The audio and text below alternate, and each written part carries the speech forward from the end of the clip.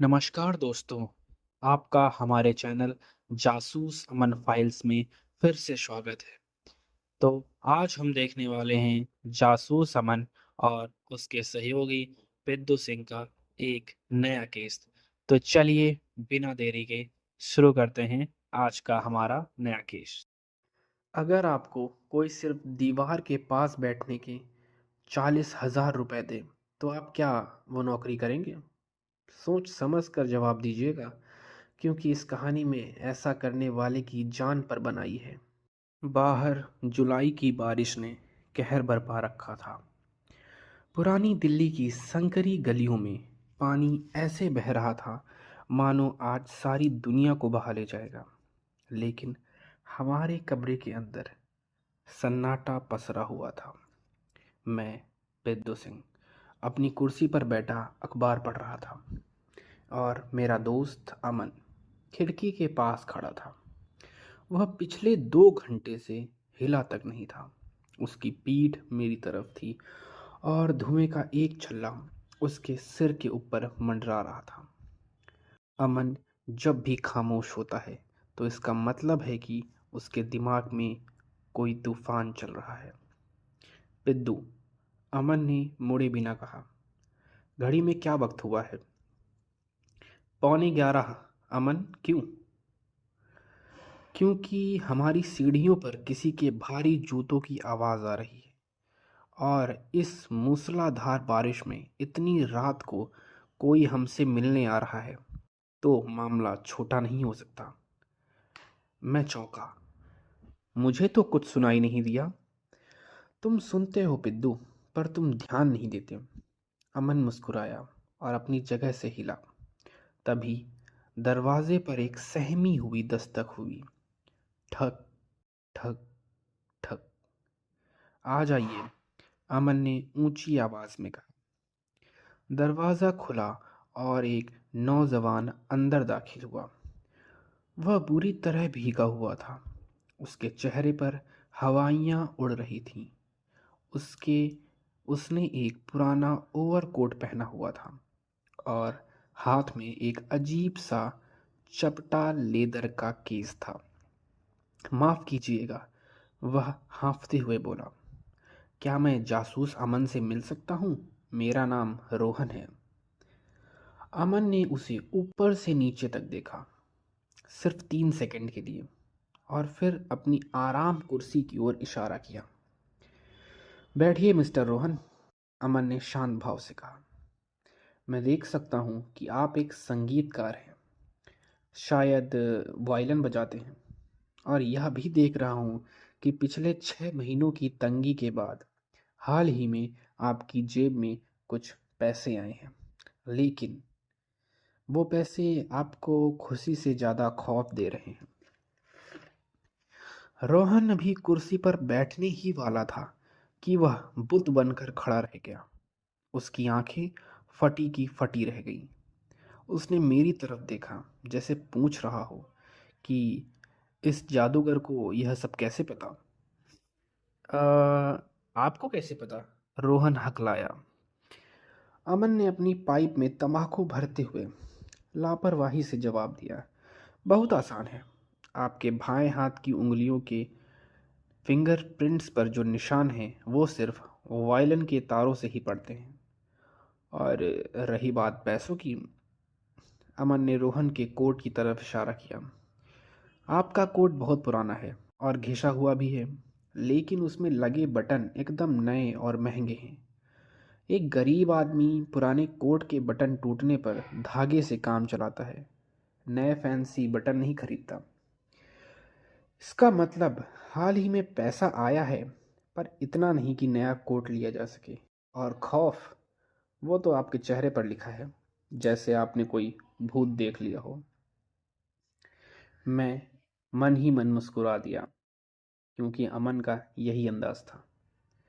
रोहन ने एक गहरी सांस ली और कुर्सी पर ढह सा गया। उसने माथे से पसीना पोंछा। आप सही कह रहे हैं मिस्टर अमन। मुझे नहीं पता कि मैं अमीर बन रहा हूँ या अपनी मौत की तरफ बढ़ रहा हूँ। मुझे एक बहुत ही अजीब काम मिला है। मुझे एक दीवार को सुनना है। अमन की आंखों में अचानक एक चमक आ गई। वह आगे की ओर झुका। दीवार को सुनना है? दिलचस्प। पेद्दो, डायरी निकालो। यह रात लंबी होने वाली है। रोहन ने कांपते हुए हाथों से पानी का ग्लास उठाया, एक घूंट पिया और बोलना शुरू किया। अमन अब अपनी कुर्सी पर पीछे की ओर झुक गया था और उसने अपनी आंखें बंद कर ली थी। यही उसकी आदत थी, वह कानों से देखता था। 2 हफ्ते पहले मेरी हालत बहुत ख़राब थी मिस्टर अमन, रोहन ने कहा। वायलिन बजाने का काम मिल नहीं रहा था और मकान मालिक ने मुझे घर से निकालने की धमकी दे दी थी। तभी मुझे अखबार में यह विज्ञापन दिखा। उसने अपनी जेब से एक मुड़ा तुड़ा अखबार का टुकड़ा निकालकर मेज़ पर रख दिया। मैंने उसे उठाकर पढ़ा। आवश्यकता है एक ऐसे व्यक्ति की जिसके कान बेहद ही संवेदनशील हों। काम आसान, वेतन शानदार, रात की शिफ्ट। संपर्क करें मकान नंबर 42, दरीबा कला, पुरानी दिल्ली। समय शाम 6 बजे। मैं उसी शाम वहाँ गया, रोहन ने आगे बताया। वह एक पुरानी जर्जर हवेली थी। वहाँ मुझे एक बुजुर्ग आदमी मिले, मिस्टर खन्ना। कद में छोटे, सिर पर गिने चुने बाल और आंखों पर मोटे चश्मे। उन्होंने मेरा कोई इंटरव्यू नहीं लिया, बस मेरी तरफ देखा और पूछा, क्या तुम एक सुई के गिरने की आवाज़ सुन सकते हो? मैंने हाँ कहा। अमन ने आंखें खोले बिना पूछा, वेतन? हफ्ते के 10,000 रुपये, रोहन बोला। मैं चौंक पड़ा। 10,000 सिर्फ सुनने के लिए? यह तो किसी सरकारी अफसर की तनख्वाह से भी ज़्यादा है। वही तो मिस्टर पेद्दू सिंह, रोहन ने बेताबी से कहा। यही बात मुझे भी अजीब लगी, लेकिन मैं मना नहीं कर सका। उन्होंने मुझे काम समझाया। मुझे हर रात ठीक 2 बजे हवेली के एक खास कमरे में जाना होता है। वहाँ एक कुर्सी, एक मेज और एक लाल डायरी रखी है। मुझे पूर्वी दीवार की तरफ मुंह करके बैठना है और कान लगाकर सुनना है। और क्या सुनना है? अमन ने अपनी उंगलियों को आपस में जोड़ते हुए पूछा। कुछ भी, रोहन ने कहा। मिस्टर खन्ना ने कहा था, अगर दीवार के उस पार से खुरचने की, सांस लेने की या हवा की भी आवाज़ आए तो उसे डायरी में समय के साथ नोट कर लेना। उन्होंने कहा कि वो एक वैज्ञानिक हैं और दीवार के उस पार किसी ध्वनि तरंग का प्रयोग कर रहे हैं। अमन के चेहरे पर एक व्यंग्यात्मक मुस्कान आ गई। ध्वनि तरंग? हाँ, तो तुमने अपनी डायरी में क्या लिखा? रोहन का चेहरा पीला पड़ गया। कुछ नहीं। पिछले 14 दिनों से मैं रोज रात से 2 से 4 बजे तक वहीं बैठता हूँ। मैं सांस भी रोक कर रखता हूँ। लेकिन मिस्टर अमन, वहाँ सन्नाटा है, एक शमशान जैसा सन्नाटा। न चूहे की आवाज़, न हवा की, न किसी इंसान की। दीवार के उस पार जैसे मौत है। वह रुका और फिर डरते हुए बोला, लेकिन सबसे डरावनी बात यह है कि कल रात जब मैं थोड़ा सा जल्दी पहुंच गया तो मैंने मिस्टर खन्ना को घर के पीछे देखा। वो किसी से फोन पर बात कर रहे थे और मैंने सिर्फ इतना सुना, चिंता मत करो, कुत्ता पहरे पर बैठा है, हम खुदाई जारी रख सकते हैं। अमन की आंखें झटके से खुली। वह सीधा होकर बैठ गया। उसकी आंखों में अब नींद नहीं, शिकार का पीछा करने वाला शेर जैसी चमक थी। कुत्ता? अमन बुदबुदाया। और खुदाई? अमन झटके से खड़ा हुआ। पिद्दू, अपना रिवॉल्वर ले लो। और रोहन, तुम आज रात काम पर जाओगे, लेकिन अकेले नहीं। आज दीवार को तुम नहीं, हम सुनेंगे। अगले दिन दोपहर के करीब हम पुरानी दिल्ली के दरीबा कला इलाके में थे। बारिश थम चुकी थी, लेकिन सड़कों पर कीचड़ अब भी था। वह जगह बहुत भीड़ भाड़ वाली थी। चाट के ठेले, रिक्शे वालों की चिल्ल और पुरानी इमारतों का जमघट। लेकिन अमन का ध्यान ना तो भीड़ पर था, ना ही खाने की खुशबू पर। उसका चेहरा सख्त था और आंखों में वही शिकारी वाली चमक थी। उसने एक लंबा सा ओवरकोट पहन रखा था और हाथ में उसकी पसंदीदा काली छड़ी थी। हम उस पते, मकान नंबर 42 के सामने पहुंचे। यह एक अजीब सी, उदास दिखने वाली 3 मंजिला इमारत थी। आसपास की दुकानें सजी हुई थीं, लेकिन इस मकान के शटर बंद थे और खिड़कियों पर धूल जमी थी। तो यही है वह पिंजरा, अमन ने धीरे से कहा। उसने मकान की घंटी नहीं बजाई। इसके बजाय उसने कुछ बहुत ही अजीब करना शुरू कर दिया। वह मकान के सामने वाली सड़क पर धीरे धीरे चलने लगा और हर 2 कदम के बाद अपनी छड़ी को पूरी ताकत से जमीन पर पटकता। ठक ठक ठक। लोग उसे पागल समझकर देख रहे थे। अमन, तुम ये क्या कर रहे हो? मैंने दबी आवाज में पूछा। क्या तुम जमीन के नीचे खजाना ढूंढ रहे हो? अमन रुका। उसकी आंखों में संतोष था। नहीं पिद्दू, खजाना नहीं, खोखलापन ढूंढ रहा हूं, और मुझे वह मिल गया है। उसने मकान की तरफ इशारा किया। रोहन ने कहा था कि उसे पूर्वी दीवार पर कान लगाने को कहा गया है। जरा देखो पिद्दू, इस मकान की पूर्वी दीवार के ठीक पीछे क्या है? मैंने अपनी नजर घुमाई। वह मकान एक कोने पर था। उसकी पिछली दीवार, जो कि पूर्व की तरफ थी, एक दूसरी बहुत विशाल और भव्य इमारत से सटी हुई थी। वह तो रॉयल बैंक ऑफ इंडिया की पुरानी शाखा है, मैंने कहा। बिल्कुल, अमन ने मुस्कुराते हुए कहा। और सिर्फ बैंक नहीं पिद्दू, अखबार पढ़ा करो। कल ही खबर आई थी कि इस बैंक के स्ट्रांग रूम में फ्रांसीसी सोने के सिक्कों की एक बड़ी खेप रखी गई है। अब कड़ियां जुड़ने लगी थीं। इसका मतलब, मेरी सांस अटक गई। इसका मतलब, अमन ने समझाते हुए कहा, कि रोहन उस मकान में संगीत सुनने के लिए नहीं बैठा है। हमारे मिस्टर खन्ना, जो भी वो असल में है, बैंक के तहखाने तक सुरंग खोद रहे हैं। रोहन की दीवार और बैंक के वॉल्ट के बीच सिर्फ कुछ फुट का फासला है। जब वे खुदाई करते हैं तो उन्हें डर रहता है कि कहीं ऊपर मकान में आवाज ना आ जाए, और इसीलिए रोहन वहां है।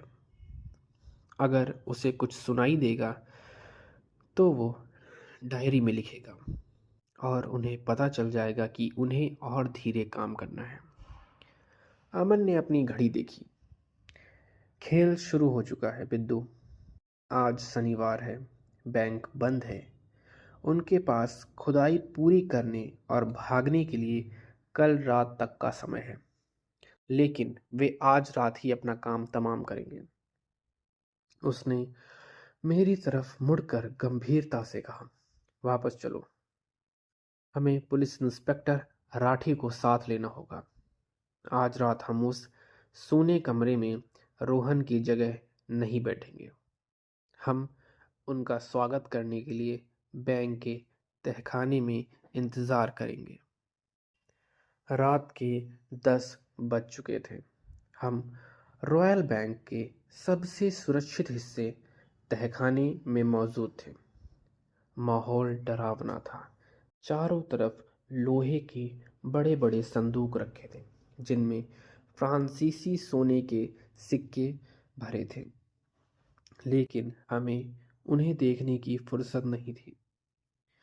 हमारे साथ पुलिस इंस्पेक्टर राठी और दो सिपाही भी थे जो लोहे के बक्सों के पीछे दुबक कर बैठे थे। अमन ने एक छोटी लालटेन जलाई, लेकिन उसे एक काले कपड़े से ढक दिया ताकि रोशनी बाहर न जा सके। पिद्दू, अमन ने मेरे कान में फुसफुसाया, अब बिल्कुल भी आवाज़ मत करना। वे लोग सुरंग पूरी कर चुके हैं। वे किसी भी पल यहाँ आते ही होंगे। याद रखना, हमारे पास सिर्फ एक मौका है। जैसे ही मैं इशारा करूं, रोशनी कर देना। इसके बाद सन्नाटा। वह इंतज़ार जानलेवा था। मेरा दिल इतनी ज़ोर से धड़क रहा था कि मुझे डर था कि कहीं चोर मेरी धड़कन न सुन ले। 1 घंटा बीत गया, फिर 2 घंटे बीत गए। मेरे पैर अब सुन्न हो गए थे। अंधेरे और बंद जगह की वजह से दम भी घुट रहा था। तभी ठीक मेरे पैरों के पास फर्श के पत्थरों से एक हल्की सी आवाज आई, खर खर। मैं सिहर उठा। अमन ने मेरा हाथ कसकर पकड़ लिया। इशारा था, हिलो मत। फर्श का एक बड़ा चौकोर पत्थर धीरे धीरे हिलने लगा। किसी ने नीचे से उसे धक्का दिया। फिर एक लोहे की छड़ यानी कि क्रोबार से बाहर निकाला और पत्थर को एक तरफ सरका दिया। उस काले गड्ढे में से पीली रोशनी की एक पतली लकीर बाहर निकली और फिर एक हाथ बाहर आया, फिर एक सिर। वह मिस्टर खन्ना थे, वही बुजुर्ग वैज्ञानिक का नाटक करने वाले, लेकिन इस वक्त उनके चेहरे पर कोई चश्मा नहीं था और आंखों में लालच साफ चमक रहा था। उन्होंने चारों तरफ देखा। खामोशी पाकर उन्हें लगा कि मैदान साफ है। उन्होंने अपने साथी को नीचे आवाज दी, सब ठीक है, ऊपर आ जाओ, सोना यही है। मिस्टर खन्ना ने अपने दोनों हाथ फर्श पर जमाए और खुद को ऊपर खींचा। वह अब पूरी तरह कमरे के अंदर थे। स्वागत है मिस्टर खन्ना, अमन की आवाज अंधेरे में गूंजी। अमन ने झटके से लालटेन का कपड़ा हटाया। अचानक हुई तेज रोशनी से खन्ना की आंखें चौंधिया गईं। पुलिस, पकड़ लो इसे, इंस्पेक्टर राठी ने चिल्लाते हुए छलांग लगाई। खन्ना ने पलटने की कोशिश की ताकि वह वापस से सुरंग में कूद सके, लेकिन अमन ने फुर्ती से उसकी कॉलर पकड़ ली और उसे पीछे खींच लिया। इतनी जल्दी नहीं मेरे दोस्त, तुम्हारा वैज्ञानिक प्रयोग अब खत्म हो चुका है। सुरंग के नीचे से एक और आवाज आई। शायद उसका साथी भागने की कोशिश कर रहा था। नीचे वाले को जाने दो, अमन ने हंसते हुए कहा। रोहन के घर के बाहर हवलदार पहले से ही खड़ा है। वह सुरंग के दूसरे सिरे पर निकलते ही पकड़ा जाएगा। मिस्टर खन्ना, जो हथकड़ी में थे, हताश होकर अमन को घूर रहे थे। तुम्हें तुम्हें ये सब कैसे पता चला? वह गुर्राए। अमन ने अपनी जैकेट झाड़ी और मुस्कुराया। जब संगीत सुनने के लिए कानों की नहीं बल्कि दीवारों की ज़रूरत पड़ने लगे तो समझ लेना चाहिए कि साज कहीं और बज रहा है। वैसे मिस्टर खन्ना, आपको वायलिन पसंद है? क्योंकि जेल में आपके पास उसे सुनने का बहुत वक्त होगा। अगली सुबह हम अपने कमरे में चाय पी रहे थे। रोहन भी वहाँ था।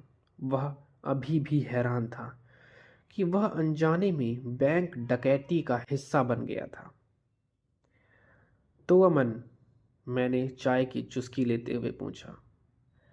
तुम्हें पक्का यकीन कैसे था कि वे कल रात ही चोरी करेंगे? अमन ने खिड़की के बाहर देखते हुए कहा। बहुत सरल था पिद्दू।